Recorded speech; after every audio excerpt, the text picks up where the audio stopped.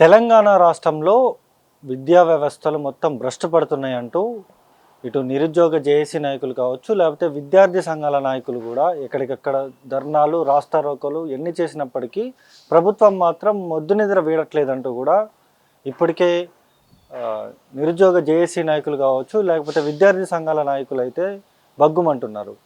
Fee రియంబర్స్మెంట్కి సంబంధించి కావచ్చు, లేకపోతే ఉద్యోగ నోటిఫికేషన్ల విషయంలో కావచ్చు, ఏ విషయంలో కూడా తెలంగాణ రాష్ట్రంలో ఉన్నటువంటి విద్యా వ్యవస్థ కావచ్చు, విద్యాశాఖ మంత్రిగా ఉన్నటువంటి సీఎం రేవంత్ రెడ్డి మీద ప్రశ్నల వర్షం కురిపిస్తున్న పరిస్థితి కూడా ఉంది. ఇన్ డీటెయిల్ ఇన్డెప్త్గా మాట్లాడే ప్రయత్నం చేద్దాం. నాతో పాటు తరుణ్ కౌశిక్ ఉన్నారు, మాట్లాడదాం. చెప్పన్న, ఎట్లా చూస్తావు? ఇప్పుడు తెలంగాణ రాష్ట్రంలో దాదాపు కాంగ్రెస్ పార్టీ అధికారంలోకి వచ్చి 3 సంవత్సరాలు గడుస్తుంది. ఉద్యోగ నోటిఫికేషన్లు ఇవ్వలేదు, అదేవిధంగా ఫీజు రియంబర్స్మెంట్ కావచ్చు, స్కాలర్షిప్లు కావచ్చు, ఏది కూడా ఇవ్వట్లేదు. ఎట్లా చూస్తారు ఇది దుర్మార్గమైన చర్యలకు రేవంత్ రెడ్డి గారు ప్రతీక అని నేను చెప్తా. ఎందుకని అంటున్నంటే తెలంగాణ ఆత్మఘోష నిరుద్యోగుల ఆత్మఘోషగా తయారైంది. ఎందుకని అంటున్నంటే ఇదే రేవంత్ రెడ్డి గారు గతంలో కేసీఆర్ గారు ఉద్యోగం ఓడగొడితేనే నిరుద్యోగులకు ఉద్యోగాలు వస్తాయని చెప్పారు. ఇదే ఉద్యోగాలు ఓడగొట్టారు, రేవంత్ రెడ్డి గారికి ఉద్యోగం ఇచ్చారు. కానీ ఇదే రేవంత్ రెడ్డి గారు నిరుద్యోగులు నా దేవుళ్ళు అని చెప్పిన రేవంత్ రెడ్డి గారు మొన్న ఒక సభలో ఒక మాట మాట్లాడి బాధాకరమైన అంశం ఏమని మాట్లాడిందంటే, నిరుద్యోగులు ఎండ్రిని దాగి చచ్చిపోండి అండు, కొరివి దండాలు పెట్టినా ఉద్యోగాలు వేయరని చెప్పిండు. నిన్ను అధికారంలో తీసుకొచ్చి నిన్ను ఆ కుర్చీలో కూర్చోబెట్టినా నిరుద్యోగుల పట్ల ఇలా మాట్లాడటం దారుణం అని రేవంత్ రెడ్డి గారిని తెలియజేస్తున్నా. రేవంత్ రెడ్డి గారు చెప్పిన కొన్ని అంశాలను నేను మాట్లాడతా. గతంలో జీవో నెంబర్ 46 తీసుకొచ్చినప్పుడు ఇదే రేవంత్ రెడ్డి గారు దుర్మార్గమైన అంశం, నిరుద్యోగుల్ని బొందబెట్టాలని కేసీఆర్ గారు ప్రభుత్వం వస్తుందని చెప్పిండు. రేవంత్ రెడ్డి గారి ప్రభుత్వం వచ్చింది, 3 ఏళ్ళు అయింది. 3 ఏళ్లకు ముందే మంత్రి సంఘ ఉపసంఘ కమిటీ చేశారు. ఆ కమిటీ రిపోర్ట్ ఎడిపోయిందని రేవంత్ రెడ్డి గారిని అడుగుతున్నా. రేవంత్ రెడ్డి గారు ఇంకో మాట కూడా చెప్పిండు. ఏమని? అప్పుడు 58 సంవత్సరాల వయసు ఉంటే దాన్ని 61 సంవత్సరాలకు పెంచితే నిరుద్యోగుల్ని మానసికంగా చంపేస్తున్నారు, ఉద్యోగాలు ఖాళీ లేవు, అసలే నిరుద్యోగుల్ని చంపేయటానికి నిర్వీర్యం చేయడానికి ఓ ప్రయత్నం చేస్తున్నారు కె చంద్రశేఖరరావు గారు అని మాట్లాడింది ఇదే రేవంత్ రెడ్డి గారు. కానీ అదే జీవోని 61 సంవత్సరాల వయసు ఏదైతే ఉందో ఆ జీవోని 63 సంవత్సరాలుగా పెంపొందించింది ఎవరు? అంటే అధికారంలో ఉంటే ఒక రకంగా, అధికారంలో లేకపోతే ఒక రకంగా ఇష్టం వచ్చినట్లు మాట్లాడే వ్యవహార తీరి ఉంది ఈ రేవంత్ రెడ్డి గారికి. ఇంకో మాట కూడా చెప్పిండు. అయితే దీనికి సబ్జెక్ట్కి యాడ్ చేస్తున్నా ఒక పాయింట్. ఏదో సభలో మిడ్చర్లు అతను పోటీ చేసినప్పుడు జడ్పీటీసీగా ఒక వ్యక్తి పోటీ చేసిండు, మీకు ఐడియా ఉండే ఉంటుంది. అయితే ఆ వ్యక్తి మొన్న కలిసిండు, ఓడిపోయిండు అని చెప్పిన తర్వాత రేవంత్ రెడ్డి గారు, నా వల్ల ఎవరన్నా నష్టపోతే నేను తట్టుకోలేను, మంత్రి గారు ఎవరన్నా వచ్చి ఆ వ్యక్తిని ఎవరన్నా చూసి ఎక్కడన్నా మన గవర్నమెంట్లో ఏదన్నా ఉంటే అకామిడేట్ చేయమని చెప్పేసి అంటున్నాను. నీ వల్ల బాధపడితే ఒక పదవి ఇచ్చినావు కదా, నీ వల్ల నిరుద్యోగులు బాధపడుతున్నారు, నీ వల్ల విద్యార్థులు బాధపడుతున్నారు, నీ వల్ల తెలంగాణ ప్రజలు బాధలు పడుతున్నారు, నీ వల్ల తెలంగాణ రైతులు బాధపడుతున్నారు. ఆ ముఖ్యమంత్రి పదవి ఏదో మా బట్టి విక్రమార్కి రాదు, మా బాధలు తెలిసినోడు, మా కష్టాలు తెలిసినోడు, మరి నీకెందుకు ఆ కుర్చీ? నువ్వు ఇదే జీవో 46 మీద మాట్లాడిన నువ్వు మళ్ళీ జీవో నెంబర్ 29 తీసుకొచ్చినావు. జీవో నెంబర్ 29 అంటే ఏంటి? షార్ట్ ఫాల్ విధానం. ఓపెన్ కేటగిరీని తీసేసి దాన్ని ఏం తీసుకొచ్చిన, రిజర్వేషన్ కేటగిరీకి కోటాకి పరిమితం చేసినావు. రాజ్యాంగానికి విరుద్ధమైన అంశాలు తీసుకొచ్చినావు. దాన్ని కోర్టు పోయి లాయర్లను పెట్టి లక్షలు పెట్టి పోషించి వాదించును. ఇదే జీవో నెంబర్ 46 మీద ఎందుకు మాట్లాడవు? నేను అడుగుతున్నా. ఇగో ఇదేంటంటే మంది బిడ్డని మా బిడ్డ అని ముద్దాడే స్వభావం రేవంత్ రెడ్డి గారికి ఉంది. ఎందుకని అంటే 70,000 ఉద్యోగాలులో దాదాపు 50 నుంచి 60,000 ఉద్యోగాలు గత ప్రభుత్వం నోటిఫికేషన్లు వేసింది. ఆ నోటిఫికేషన్లో మా ఉద్యోగాలు మేమని చెప్పుకుంటుంటే ఏం చెప్పాలన్నా? రేవంత్ రెడ్డి గారు ఒక మాట అంటాడు, ఏది బీఆర్ఎస్ ప్రభుత్వం గురించి, దేవుడు ఒక శాపం ఇచ్చిండు మీకు నిజాలే చెప్తే తలకాయ 1000 ముక్కలు అయిద్దని. నేను కూడా అంటున్నా రేవంత్ రెడ్డి గారు, మీకు మీ మంత్రులకి దేవుడు శాపం ఇచ్చిండు, మీరు కనుక నిజాలు చెప్తే మీ తలకాయ 1000 ముక్కలు అవ్వాలని. 70,000 ఉద్యోగాలు ఆడిచ్చిండు. ధర్నాలు చేస్తుంటే ఉద్యోగాలు వేయొద్దని ధర్నాలు చేస్తున్నారు అంటుండ్రు. ఇదే బల్మూరు వెంకట ఏమైండు, తర్వాత అద్దంకి దయాకర్ గారు ఏమయ్యారు? వీళ్ళంతా గతంలో ఉద్యోగాలు కావాలి, ఏది అశోక్ నగర్కి, చిక్కడపల్లికి, వీటందరికీ వచ్చిన వాళ్ళు కదా. మరి వీళ్ళంతా ఎడిపోయారు? రాహుల్ గాంధీ మమ్మల్ని ఏమంటే అంటున్నారు, పేటీఎం బ్యాచ్ బీఆర్ఎస్ నుంచి డబ్బులు తీసుకున్నారు, అక్కడ నుంచి డబ్బులు తీసుకుంటున్నారు అంటున్నావు కదా. అదే రాహుల్ గాంధీ గతంలో చిక్కడపల్లికి వచ్చిండు, అప్పుడు నువ్వెంత ఇచ్చినావు, రాహుల్ గాంధీ ఎంత ఇచ్చిండు మాకు? మీరు చెప్పాలి కదా, స్పష్టమైన అంశం చేయాలి కదా. నేను ఇంకో అంశం కూడా అడుగుతున్నా. ఇదే రేవంత్ రెడ్డి గారు అసెంబ్లీలో లేచి ఒక మాట అంటాడు అన్న, జాబ్ క్యాలెండర్ రిలీజ్ చేసేటప్పుడు, కోచింగ్ సెంటర్లు నా దగ్గరకు వచ్చినాయి, కోచింగ్ సెంటర్లో జాబులు వాయిదా వేయమని చెప్పేసి అంటున్నాయి. అంటే తెలంగాణ నిరుద్యోగులు ఒక్క రూపాయి కూడా ఒక కష్టాన్ని కూడా నేను కోచింగ్ సెంటర్లకు పోనీయను అని చెప్పేసి రేవంత్ రెడ్డి గారు చెప్పిండు. మరి ఆ కోచింగ్ సెంటర్లు ఉక్కు పాదం మోపుతాండో ఇంకా కోచింగ్ సెంటర్లో దొక్కుతాండో, మరి ఆ జాబ్ క్యాలెండర్ ఎడిపోయింది, ఆ ఉక్కు పాదం ఎడిపోయింది? రేవంత్ రెడ్డి గారు నేను అడుగుతున్నా, కోచింగ్ సెంటర్ల నుంచి పైసలు వచ్చినాయి, అందుకే నువ్వు జాబ్ నోటిఫికేషన్లో లేట్ చేస్తున్నావు. ఇదే బట్టి విక్రమార్క గారు అసెంబ్లీలో లేచి ఇది చారిత్రాత్మక నిర్ణయం, చరిత్రలో నిలిచిపోయే నిర్ణయం అని చెప్పిన ఆ చారిత్రాత్మక నిర్ణయం ఏమైంది? అంటే నిరుద్యోగులను మోసం చేయడంలో చారిత్రాత్మక నిర్ణయం. ఎస్సీ రిజర్వేషన్ అని చెప్పిన అయిపోయింది. ఎస్సీ రిజర్వేషన్ వల్ల జాబ్ క్యాలెండర్లో వేయకపోతాను అన్నావు. ఎస్సీ రిజర్వేషన్ కూడా అయిపోయింది కదా, వర్గీకరణ అయిపోయింది కదా, మరి ఇంకెందుకే ఎట్లా జాబ్ క్యాలెండర్? నువ్వు ఇదే ఉస్మానియా యూనివర్సిటీకి వచ్చేటప్పుడు ఒక వారం రోజులు బ్యానర్ ఐటమ్ రాసిండన్న, ఉస్మానియా వేదికగా జాబ్ క్యాలెండర్ అని, నిరుద్యోగుల నుంచి వ్యతిరేకత రాకూడదని చెప్పేసి ఆ వ్యతిరేకతను కన్సాల్వ్ చేయడానికి ఒక డ్రామా ఆడిండు ముఖ్యమంత్రి గారు. ఇప్పుడు నేను ఫర్ ఎగ్జాంపుల్ ఏం చెప్తున్నా అంటన్నా, ఏదైతే రేవంత్ రెడ్డి గారు 7,200 ఉద్యోగాలు వేసిండు, గతంలో డీజీపీ ఏం చెప్పిండు 19,000 పైచీలకు ఖాళీలు ఉన్నాయని చెప్పిండు. ఇప్పుడు వచ్చిన డీజీపీ ఏం చెప్పిండు 15,000 అయినా ఉన్నాయని చెప్పిండు. సరే ఆయన తప్పు చెప్పినా ఆయన ఇప్పుడున్న డీజీపీ 14,000 15,000 చెప్పిండుగా, 15,000 వేయొచ్చు కదా.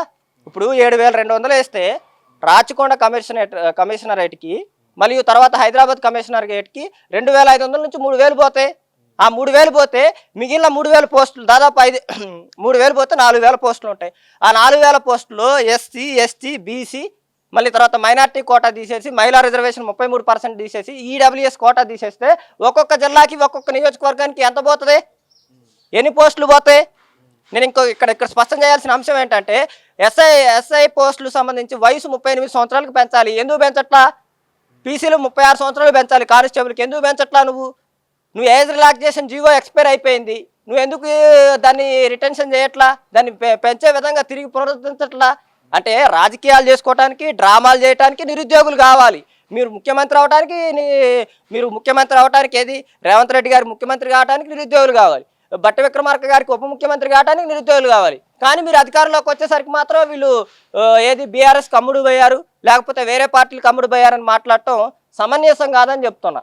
ఇదే ఇప్పుడు 5,000 ఉద్యోగాలు కూడా కానిస్టేబుల్కి సంబంధించి 5,000 ఉద్యోగాలు కూడా ఇచ్చిండ్రు, అది మీరు వద్దని చెప్పేసి ఎందుకంటా ఉన్నారు? మేమేమంటున్నాం అంటే అన్న, మీకు ఇప్పుడే చెప్పా స్పష్టంగా ఏం చెప్పిన అంటే ఈ 5,000 నుంచి 2,500 పెంచిండు, 7,500 పోస్టులు తీసుకొచ్చిండు. ఇప్పుడు నేను ఏమంటున్నా అంటే రాచకొండ మరియు హైదరాబాద్ కమిషనరేట్కే 3,000 పోస్టులు పోతాయి. 3,000 పోస్టులు పోతే మిగిలిన 29 నుంచి 30 జిల్లాలకి నువ్వు పోస్టులు లెక్క పంచుకుని వస్తే 4,000 పోస్టులు పంచితే ఎస్సీ కోట, ఎస్టీ కోట, బీసీ కోట, మైనారిటీ కోట, ఈడబ్ల్యూఎస్ కోట, దాంట్లో మళ్ళీ మహిళలకు 33% రిజర్వేషన్ తీసుకొస్తే ఒక జిల్లాకి ఎన్ని పోస్టులు వస్తాయి? మహా అయితే 5 6, ఒక నియోజకవర్గానికి 6 కూడా రాదు పోస్టు. మళ్ళీ దాంట్లో ఓపెన్ కేటగిరీ, ఓ జోనల్ వ్యవస్థ జీవో 46 ప్రకారం ఈ జిల్లాలో ఒక కట్ ఆఫ్ ఉంటుంది, ఇంకో జిల్లాలో ఒక కట్ ఆఫ్ ఉంటుంది. ఇప్పుడు ఇది రాష్ట్ర ప్రభుత్వం నిర్వహించే ఎగ్జామ్ అన్న, తెలంగాణ రాష్ట్రంలో ప్రజలందరూ ఒకే ఎగ్జామ్ రాస్తున్నప్పుడు వివిధ జిల్లాలకి వివిధ కట్ ఆఫ్ ఎట్లా ఉంటుంది? వివిధ జిల్లాకి కట్ ఆఫ్ పెట్టారు కదా. ఖమ్మం జిల్లాకి ఒక కట్ ఆఫ్ పెట్టినప్పుడు ఆ ఉద్యోగుని ఖమ్మం జిల్లాలోనే పనిచేయనియండి. ఇప్పుడు ఎస్ఐఓ కానిస్టేబుల్ రైతులు రాష్ట్రం మొత్తం తీసుకుపోమాకడే. ఇప్పుడు నువ్వు రాష్ట్రం మొత్తం తీసుకుపోయేటప్పుడు రాష్ట్రం మొత్తం ఒకే విధానం ఉండాలి. మరి నువ్వు ఓన్లీ జిల్లాకే విధానాలు పెడితే మరి జిల్లాలోనే పరిమితం చేయండి. మీరు అది చేయరు, ఇది చేయరు. అట్లా కాకుండా నిరుద్యోగులను నిర్వీర్యం చేయటం. ఏమంటాడు 2047 రైజింగ్ తెలంగాణ అంటాడు. ఈ తెలంగాణ యువతదే రాబోయే 2047 అంటాడు. మరి 2047 తెలంగాణ యువతది అయినప్పుడు ఉద్యోగాలు వేసి మాకు ఖాళీ బ్యాక్లాగ్లు భర్తీ చేయండి అని ఆయన మేము ఉద్యోగాలు చేసుకుంటాం అంటుంటే ఆ యువతను నిర్వీర్యం చేసే విధంగా, ఆ యువతను డ్రగ్స్కి మందుకి బానిస అయ్యే విధంగా తయారు చేస్తుంటే మరి 2047 రైజింగ్ ఆడిపోయిద్దన్న తెలంగాణ యువత. అంటే ఏంటంటే ఇదంతా ఒక కుట్ర. ఇంకో కుట్ర కూడా మీకు చెప్తున్నా వినన్నా. ఇది ఏదైతే టీఎల్ఆర్పిసి నుంచి ఒక బోర్డు నుంచి మన డ్రాఫ్ట్ ముఖ్యమంత్రి గారి దగ్గర పోయింది, ఇంకా రేపు సంతకం పెడుతుండో ఎల్లుండి సంతకం పెడుతుండో అని చెప్పేసి ఒక డ్రామా క్రియేట్ చేస్తున్నాం. దీని మీద ఆలోచన ఏంటంటే ఈ ఉద్యమం ఏదైతే నిరుద్యోగులకు సంబంధించింది జిల్లాల వారీగా పోతుంది. అంటే ఇప్పుడు రాబోయే 2 ఎమ్మెల్సీలు ఇది జిహెచ్ఎంసీ ఎన్నికల మీద ఒక ప్రభావం చూపే అంశంగా తయారైంది. మొన్నటి వరకు వేరేలా ఉంది, ఇప్పుడు తీవ్ర ఉగ్రరూపం దాల్చింది ఈ ఉద్యమం. దానికి ఏంటంటే ఇప్పుడు ఇట్లా చేసుకుంటూ పోతే ఎక్కడికక్కడ ఉద్యమం చల్లబడిపోయింది. చల్లబడిపోయిన తర్వాత అసలు నిరుద్యోగులు దీని గురించి ఆలోచన చేయట్లేదని ఆ 7,200 పోస్టులకి 7,500 పోస్టులకు సంతకం పెట్టి ఇచ్చేద్దామని రేవంత్ రెడ్డి గారు ఆడుతున్న డ్రామా కుట్ర. నిరుద్యోగులకు నేను ఒకటే పిలుపునిస్తున్నా, మీరు ఇప్పుడు గనక మీ హక్కుల కోసం పోరాటం చేయకపోతే నేను చెప్తున్నా రేవంత్ రెడ్డి గారు ఈ పోస్టులను నమ్ముకుంటాడు, ఇదే విధంగా రాజకీయాలు చేస్తారు. దయచేసి తెలంగాణ యువత దీని మీద బలంగా పోరాటం చేయాలని నేను ఒక పిలుపునిస్తాను అన్న. ఇప్పుడు ఫీజు రియంబర్స్మెంట్ కావచ్చు, లేకపోతే స్కాలర్షిప్లు కావచ్చు, ఇవన్నీ కూడా ఇవ్వలేదని చెప్పేసి కూడా మాట్లాడుతూ ఉన్నారు.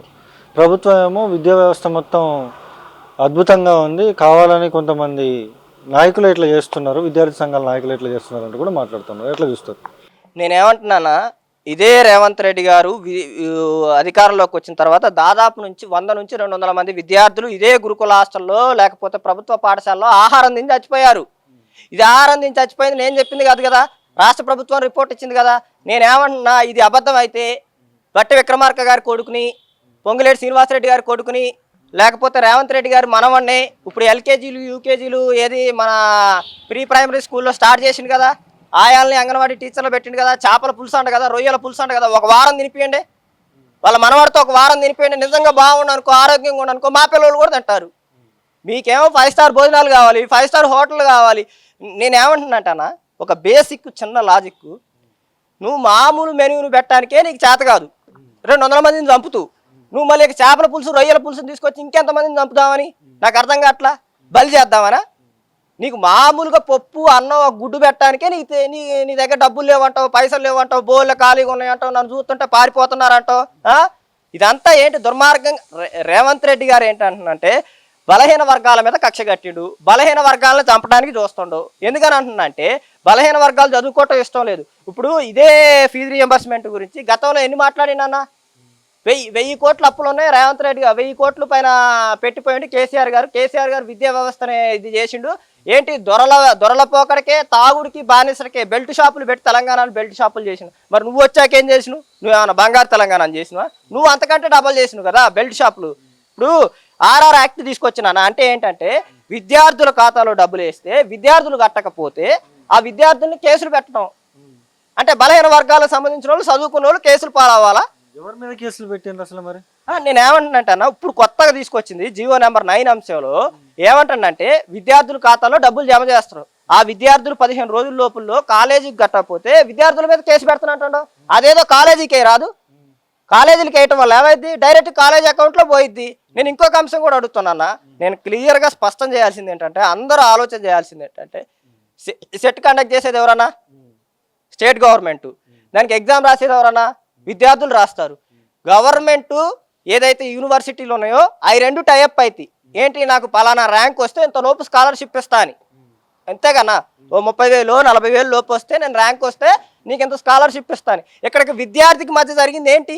విద్యార్థి హామీ ఇవ్వలేదు. ఇప్పుడు నాకు ర్యాంక్ రాకుండా పోయి నేను గవర్నమెంట్ కాలేజీలోనో ప్రైవేట్ కాలేజీలో జాయిన్ అయితే జాయిన్ చేయించుకుంటానా? మరి విద్యార్థి దగ్గర నుంచి డబ్బులు ఎలా వసూలు చేస్తున్నారు? ఇదే నిజాం కాలేజు, ఇదే సైఫాబాదు, ఇదే కోటి ఉమెన్స్లో దాదాపు 20-30 వేలు కట్టక ముందే కడితేనే కాలేజీల్లోకి ఎలా అంటాడు. 30 వేలు పెట్టి సీట్ వస్తే దాంట్లో 20 వేలు కడితేనే కాలేజీకి ఎలా అంటాడు. ప్రభుత్వ విశ్వవిద్యాలయాల లేకపోతే కార్పొరేట్ సంస్థల వసూలు చేసుకోవడానికి నువ్వు దాని మీద ఎందుకు మాట్లాడట్లా? ఇదే విద్యార్థులు దాదాపు 1,00,000 2 లక్షలు కట్టగా నువ్వు స్కాలర్షిప్ వేయకపోవటం వల్ల సర్టిఫికేట్లు రాక వేరే యూనివర్సిటీలో పెద్ద యూనివర్సిటీలో హెచ్సియులో ఎన్ఐటీలో వాటిలో సీట్లు వస్తే వాటిలో చదువుకోవడానికి పోవటానికి ఇది సర్టిఫికేట్లు లేక ఆగిపోతున్నారు. ఆ పాప ఎవరిదన్నా? కాలేజీలు స్కాలర్షిప్ వచ్చిద్ది, గవర్నమెంట్ వేసిద్ది ఒక 10 రోజులకైనా 20 రోజులకైనా. మరి ఈ 2 జరిగినప్పుడు నష్టపోయే విద్యార్థికి న్యాయం చేసేది ఎవరు? ఇదే రేవంత్ రెడ్డి అసెంబ్లీలో లేచిండన్న. అసలు ఫస్ట్లో స్టార్టింగ్లో రేవంత్ రెడ్డి గారిని చూస్తుంటే ఆ రేవంత్ రెడ్డి గారికి ఈ రేవంత్ రెడ్డి గారికి ఏమైనా తేడా? అపరిచితుడు సినిమాలో 3 షాడో క్యారెక్టర్లు చేసినట్టు ఇప్పుడు కూడా 3 క్యారెక్టర్ షాడోలు చేస్తున్నట్టు అనిపిస్తుంది. అసెంబ్లీలో లేచి ఏం చెప్పిండు? ఒక 40-50 మంది విద్యార్థుల్ని ఒకే రూమ్లో కుక్కుతుంటే, బస్తాల సంచిలో ఒక విద్యార్థుల్ని కుక్కినట్టు కుక్కుతుంటే ఆడపిల్లల బాధ నాకు తెలుసు అని చెప్పి రేవంత్ రెడ్డి గారు చెప్పిండు. సరే హర్షించును ఆ రోజు. మరి అదే అంశాల మీద నువ్వేం చేసినావు? ఎక్కడ రెంటెడ్ బిల్డింగ్ తీసుకున్నావు? ఏం మాట్లాడను? ఇదే బీసీ ఎస్టీ హాస్టల్ ఉన్నాయన్నా తెలంగాణ హాస్టల్లో, పోదామా? ఒక్కొక్క హాస్టల్ బందేల దొడ్లు ఉన్నట్టు ఉంది. ఓపెన్ ఛాలెంజ్ చేస్తున్నా. అది కూడా కదన్నా, అసెంబ్లీకి 500 మీటర్ల డిస్టెన్స్లో నిజాం కాలేజ్ ఉంది. నిజాం కాలేజ్ హాస్టల్లో పోదాం. ఒకరోజు కెమెరా పెట్టుకొని ఆ మంత్రులు రమ్మంటారా, ఒకసారి అసెంబ్లీ జరిగేటప్పుడు ఒకసారి వచ్చిపోమన్నా. కుక్కలు కూడా ఉండవన్నా, కుక్కలు కూడా ఉండవు. వాష్రూమ్స్ అవన్నీ దారుణం చూస్తుంటే ఇట్ట కూర్చుంటే పైనుంచి పెచ్చులు ఊడి పడుతుంటాయి మీద, మొహాల మీద, చేతుల మీద, కాళ్ళు చేతులు ఇగిపోతుంటే ప్రిన్సిపాల్ డైరెక్ట్ చెప్తున్నారు, మీకు ఇష్టమైతే ఉండండి లేకపోతే లేదు. మీకు 5 స్టార్ హోటల్లో మీరు కట్టే 10,000కు 5 స్టార్ హోటల్లో భోజనాలు పెట్టాలా అంటున్నారు. మరి దీని మీద ఎవరు చర్యలు తీసుకోవాలి? ఈ బలహీన వర్గాల మీద దాడులు చేసుకుంటూ, విద్యను బలహీన వర్గాలకు దూరం చేసుకుంటూ, ఇదే అంశాలు తీసుకొచ్చుకుంటూ రేవంత్ రెడ్డి గారు ఇట్లా చేస్తుంటే మరి దానికి జవాబు ఎవరు చెప్పాలి? ముఖ్యమంత్రి నువ్వే, విద్యాశాఖ నీ పర్యవేక్షణలోనే ఎంత దారుణంగా జరుగుతుంటే మరి ఇంకా మిగిలిన వాళ్ళ పర్యవేక్షణ ఎంత జరిగిద్ది? కలెక్టర్ స్థాయిలో, జిల్లా డిఈఓ స్థాయిలో. నేను ఏమంటున్నాంటానా, రేవంత్ రెడ్డి గారు ఒకవేళ రివ్యూ పెడితే చాయ్ సమోసా దాగి మీరు చెప్పుకొని పోండి బయట అని చెప్తున్నామో నాకు అర్థం కావట్లా. రివ్యూ చాయ్ సమోసాలకే చాలా డబ్బులు ఖర్చు పెడుతున్నారు అంటూ కూడా సోషల్ మీడియాలో ట్రోల్ చేస్తున్నారు. నేను అనేది ఏంటంటానా, పోయి విషయం మీద చర్చించకుండా, విషయం మీద నిర్ణయాలు తీసుకోకుండా చాయ్లు సమోసాలు తిని కూర్చుంటే మరి అదే జరిగింది కానా. ఇప్పుడు విద్యాశాఖ ఇన్ని రివ్యూలు జరుగుతున్నాయన్నా, ముఖ్యమంత్రి స్థాయి నేను కొన్ని అంశాలు చెప్తున్నా. బండి భగీరథ కేసు మీద ఆయన ఎంత స్పందించిండన్నా? అల్లు అర్జున్ అంశం మీద ఎంత స్పందించిండన్నా? కానీ 200 మంది విద్యార్థులు, తెలంగాణ యువత గవర్నమెంట్ స్కూల్లో ఆహారం తిని చనిపోయారంటే నువ్వు ఎందుకు స్పందించలేదన్నా? కనీసం ఎందుకు రివ్యూ జరపట్లా? ఎందుకు నువ్వు స్కూల్ పోయి పరిశీలించట్లా? ప్రైవేట్ ఏమంటాడు, ఒక గవర్నమెంట్ ఉద్యోగి ప్రైవేట్ కాలేజీకి సంబంధించి ఒక ప్రమోషన్ చేస్తే ఆ ఉద్యోగికి గవర్నమెంట్ ఉద్యోగం ఉండదు, సస్పెండ్ చేస్తారు. మరి ఒక రాష్ట్ర ముఖ్యమంత్రిగా నువ్వు పోయి ప్రైవేట్ కాలేజ్ ఎట్లా ఓపెన్ చేసినావు? వాళ్ళకున్న నిబంధనలు నీకేం మినహాయింపు ఉంది? ముఖ్యమంత్రి స్థాయిలో ఉన్నోడు పోయి ప్రైవేట్ స్కూల్ ఓపెన్ చేయవచ్చా? Young India schools చెప్పుకొస్తున్నావు.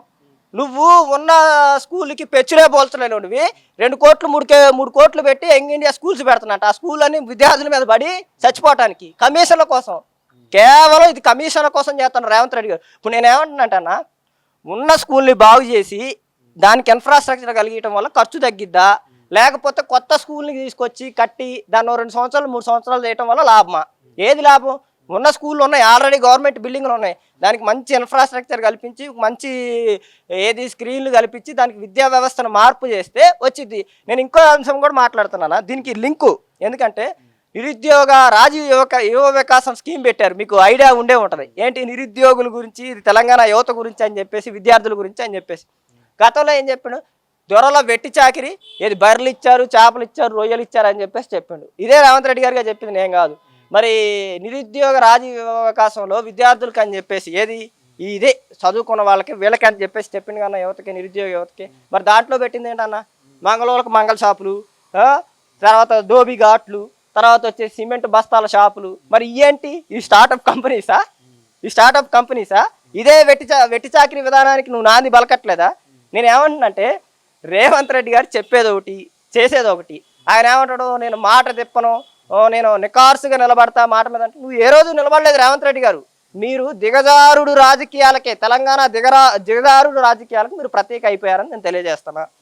ఇదే విద్యార్థుల పట్ల నీకు ప్రేమ లేదు, కనీసం మీ కలెక్టర్లు రివ్యూ చేయట్లేదు, జోనల్గా వేయట్లేదు. నేను ఏమంటున్నా, ఆకునూరి మురళయ్య గారు ఇంతవరకు ఏమండవు? కేసీఆర్ గారు గవర్నమెంట్లో విద్య నిర్వీర్యం అయిపోవటానికి గల కారణం కె చంద్రశేఖరరావు గారే. చదువుకుంటే మేము ప్రశ్నిస్తాం మా బడుగు బలహీన వర్గాలు అని చెప్పేసి అన్నారు. మరి 200 మంది బలైపోయినప్పుడు నువ్వేం మాట్లాడలేదు? ఎందుకు మాట్లాడలేదు?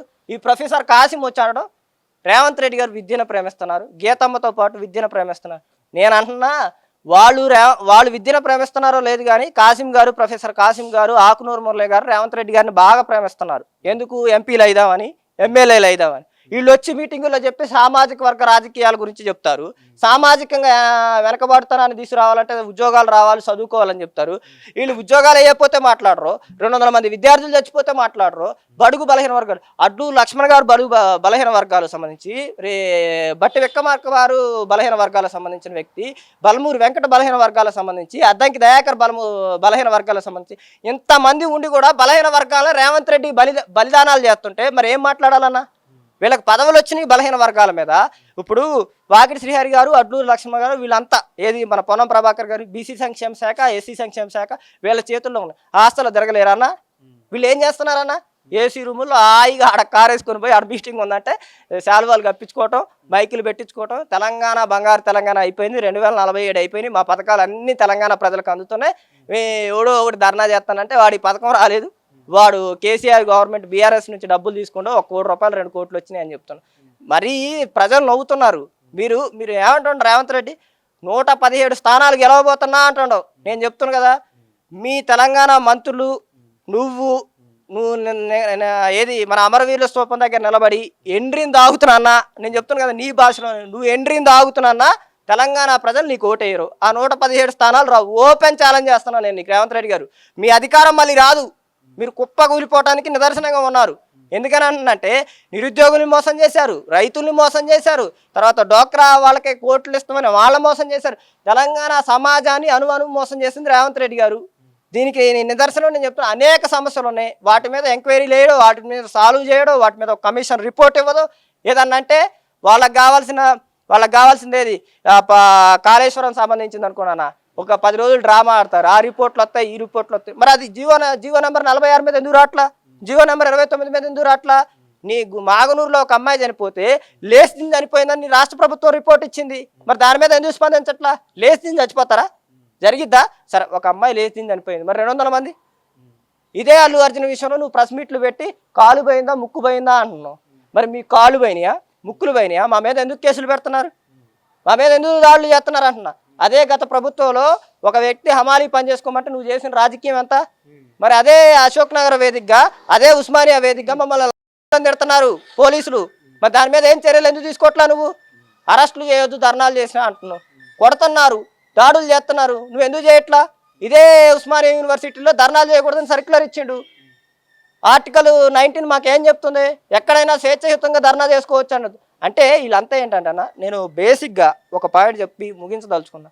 తెలంగాణ నేచర్లో ఏదైతే యువతలో ఏదైతే ప్రశ్నించే స్వభావం ఉందనుకుంటున్నారో ఆ స్వభావాన్ని చంపేయటానికి వీళ్ళంతా తయారయ్యారు. దానికి ఒకడేమో పేటీఎం బ్యాచ్ అంటాడు, ఒకడేమో తాగుబోతులు అంటాడు, ఒకడు గంజాయి బ్యాచ్ అంటాడు. అంటే తెలంగాణ యువతనే ఒక క్యారెక్టర్ లేని వ్యక్తులుగా చిత్రీకరించాలని రేవంత్ రెడ్డి గారు గత బీఆర్ఎస్ ప్రభుత్వం చేసింది. అదే అంశాలకు నేను తెలంగాణ యువతకు పిలుపునిస్తున్నా. ప్రభుత్వాలు మారినా వాటి స్వభావాలు మార్చుకోవు. కాబట్టి మనం తెలంగాణ యువతగా ఈ రాజకీయ పార్టీల మీద ప్రత్యక్ష యుద్ధం చేయాలని తెలంగాణ యువతకు పిలుపునిస్తున్నా. ఇప్పుడు స్వాతంత్రం వచ్చిన దగ్గర నుంచి అనేక మంది సీఎంలు తెలంగాణ రాష్ట్రాన్ని కావచ్చు లేదా ఉమ్మడి ఆంధ్రప్రదేశ్ని కావచ్చు పరిపాలించిన సీఎంలు మనం చాలా మందిని చూసినాం. ఈ సీఎం భాషా విధానం గురించి ఏం చెప్తారు అన్న? మీరు చెప్పారు, ఆయన ఏమంటాడో యూట్యూబుల మీద, తర్వాత వచ్చేసి ప్రజల్లో మాట్లాడే వాళ్ళ మీద రెచ్చగొట్టే వ్యాఖ్యలు, తర్వాత వచ్చేసేసి ఏంటి భయభ్రాంతులకు గురి చేసే వ్యాఖ్యలు చేసే వాళ్ళ మీద కేసులు పెట్టాలంట. ఇదే రేవంత్ రెడ్డి గారు ఏదో జీవో కూడా తీసుకొచ్చింది. నేనేమంటున్నా, లాగులు తొండలు ఇడుస్తా, కోదండ వేసి కొడతా, ఏది పేగులు మెల్లో వేసుకుంటా, ఈ ఏంటి స్వతంత్ర ఉద్యమకారులు మాట్లాడే స్పీచ్లా? నువ్వు మాట్లాడే భాష కూడా సరైన భాష కాదు, దిగజారుడు మాటలు. నేనేమంటున్నా, రాజకీయాల్లో ఇట్లాంటి వ్యక్తులు ఎక్కువ కాలం సస్టైన్ కాలేరు. కాకపోతే ఏంటంటే మన దురదృష్టం కొద్దీ తెలంగాణ రాజకీయాల్లో ఇతను ముఖ్యమంత్రి అయ్యిండు. కనీసం ఒక విషయం మాట్లాడేటప్పుడు కూడా అవగాహన లేకుండా ఏది పడితే అది నోటికి ఎంత వస్తే అంత. తెలంగాణ సమాజం కూడా దీని పట్ల చాలా అప్రమత్తంగా ఉందన్న. అదే విషయంలో ఇప్పుడు మేమంటున్నాం, చెత్తనా కొడుకు, ఆనా కొడుకు అని మేము తిరిగి ముఖ్యమంత్రిని చెత్తనా కొడుకు అంటే అది కరెక్ట్ ఉంటుందా? ఎమ్మటనే కేసు, ముఖ్యమంత్రిని చెత్తనా కొడుకు అంటే వాళ్ళ దగ్గర అధికారం ఉంది, వాళ్ళ దగ్గర పదవులు ఉన్నాయి కాబట్టి. మరి మమ్మల్ని అంటే ఎన్ని దాయి చచ్చిపోమంటాం అనేది అంత దుర్మార్గం అన్న. ఒక తండ్రి ఒక కుటుంబంలో ఎంత లేకపోయినా అపురూపంగా పెంచుకుంటారు. మిమ్మల్ని మీ కుటుంబ సభ్యులు అంటే ఇప్పుడు మీ మనవడు ఉండవు, మీ మనవడు ఏదైనా అడిగితే మేము వెంటనే దాయి చచ్చిపోమంటే అది పద్ధతి ఉంటుందా? ఎప్పుడు ఏదన్నా అంటే కుటుంబ సభ్యులు రాజకీయాల్లో లాగుతున్నారని మీరు మమ్మల్ని అన్నారు కాబట్టి మేము మిమ్మల్ని రాజకీయాల్లో రాగాల్సి వస్తుంది. భాషా విధానం సరిగ్గా లేనప్పుడు నువ్వు ఎదుటివాడికి ఎట్లా చెప్తూ, ఎదుటివాడి మీద ఎట్లా కేసులు పెడతావు? మమ్మల్ని కోర్టు తీసుకుపోతే నువ్వే ఆదర్శమైన ఒక 100 వీడియోలు చూపిస్తావు. మరి అప్పుడు ఏం చేస్తావు? ఏ మహా అయితే ఒక అరెస్ట్ చేయగలుగుతుంది, దాని మించి ఏం చేయగలుగుతావు? నేను చెప్తున్నాగా, లాస్ట్ కాంగ్రెస్ ముఖ్యమంత్రి, కాంగ్రెస్ కూడా ఇదే లాస్ట్ అధికారంలో ఉంటాం. ఎందుకు? రేవంత్ రెడ్డి గారు చేసిన వ్యవహార శైలి వల్ల. కనీసం ఇప్పుడు ఒక ఇంజనీర్లు వచ్చి ప్రెస్ మీట్ పెట్టి ఇది కాదురా నాయన అంటే ఆడి మీద కేసు పెట్టాలి, లేకపోతే బోర్లు ఇవ్వటడు, బొచ్చలు ఇవ్వటడు. ఇప్పుడు నీకు వాళ్ళందరూ తప్పులు చేశారని నేను బీఆర్ఎస్ని వెనకేసురు అట్లా. భారత రాష్ట్ర సమితి తప్పు చేసింది కాబట్టి నీకు అధికారం ఇచ్చింది. నువ్వు తెలివిగా అడ్మినిస్ట్రేషన్ చేసుకుంటూ ఒకటి సరి చేసుకుంటూ రావాలి. నువ్వు ఏడ సరి చేస్తాను? వస్తే భద్రాద్రి రాముడి మీద ఆనా కేసీఆర్ని తిట్టడం, లేకపోతే వేములవాడ పోతే వేములవాడ రాజన్న మీద ప్రమాణం చేయటం అక్కడ తిట్టడం, నల్గొండ పోతే భద్రాద్రి నరసింహస్వామి మీద ఆనా అని మళ్ళీ కేసీఆర్ని తిట్టడం. ప్రజల పాలసీల మీద మాట్లాడండి. ఇంకెన్ని రోజులు రాజకీయాలు భారత రాష్ట్ర సమితిని బీజేపీని తిట్టుకుంటే ఎన్ని రోజులు బతుకుతారు మీరు? ఎన్ని రోజులు తిడతావు? ఎన్ని రోజులు? నువ్వు ముఖ్యమంత్రివి, నువ్వేమి వీధి రౌడీవో లేకపోతే ప్రతిపక్ష నాయకుడివో కాదు. నేను ఎందుకని మాట్లాడాల్సి వస్తుందంటే రాష్ట్ర ముఖ్యమంత్రి గారు వ్యవహరించే శైలి అలా ఉంది. దయచేసి మీరు మాట్లాడే భాషా విధానాన్ని మార్చుకోండి. తెలంగాణ యువతకి మీరు ఆదర్శంగా నిలబడండి. ఇక నుంచి తెలంగాణ యువత కూడా రీల్స్ పెట్టి నీ వీడియో పక్కన కట్ చేసి నీ పేగులు మెల్ల వేసుకుంటావు, నువ్వు పథకాలు ఇవ్వకపోతే నేను లాగులు ఇడిసి కొడతాం, కోదండ వేసి కొడతాం అన్నారనుకో, మరి ఇక దానికి బాధ్యత నువ్వే వహించాల్సి వచ్చింది అని తెలియజేసుకుంటున్నాను. అది చూస్తున్నాం కదా, ఎక్కడికక్కడ నిరుద్యోగ జేఏసీ నాయకులు కావచ్చు, లేకపోతే విద్యార్థి సంఘాల నాయకులు కావచ్చు, తక్షణమే ఈ స్కాలర్షిప్లు కావచ్చు, లేకపోతే ఫీజు రియంబర్స్మెంట్కి సంబంధించినటువంటి బకాయిలన్నీ కూడా విడుదల చేయాలి, లేకపోతే ప్రభుత్వాన్ని తక్షణమే గద్దె దింపుతామంటూ కూడా హెచ్చరిస్తున్న సిచ్యువేషన్ అయితే ఇక్కడ ఉంది. ఇది ఇక్కడ ఉన్నటువంటి పరిస్థితి. వీడియో జర్నలిస్ట్ రాఘవతో సన్నీ మైక్ టీవీ, హైదరాబాద్.